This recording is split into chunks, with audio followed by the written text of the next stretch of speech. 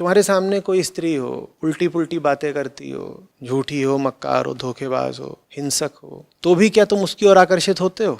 बोलो, नहीं होते ना। कोई बहुत भी सुंदर हो लेकिन तुम्हें दिखाई दे कि अज्ञानी ही नहीं है, कपटी है, धोखेबाज है और हिंसक है, तो तुम्हारा आकर्षण कम हो जाएगा। और बहुत तुम उसका उग्र तेवर देख लो तो आकर्षण फिर विकर्षण में बदल जाएगा, तुम दूर भागोगे। ऐसा होता है ना। तो इसका मतलब तुम जानते हो, तुम्हारी चेतना जानती है कि सब स्त्रियां इस काबिल नहीं होती कि उनकी ओर बढ़ा जाए। इसी तरह स्त्रियों की चेतना भी जानती है कि सब पुरुष इस लायक नहीं होते कि उनकी ओर बढ़ा जाए, है ना।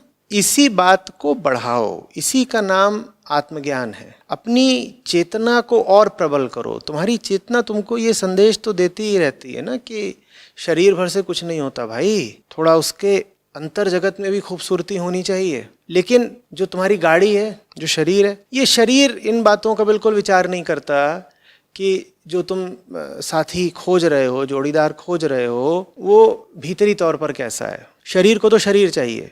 आप शरीर भी हैं, चेतना भी है। सवाल ये है कि आप ज्यादा क्या हैं। मैं स्त्री खोज रहा हूं क्योंकि मैं पुरुष हूं, तो बात गड़बड़ा जाती है। अब तुम वास्तव में चेतना नहीं खोज रहे, तुम देह खोज रहे हो। जब तुम देह खोज रहे हो तो तुम्हारी अपनी चेतना का फिर ह्रास होगा, गिरेगी। और तुम्हारी चेतना जब गिरेगी तो तुम घोर दुख पाओगे।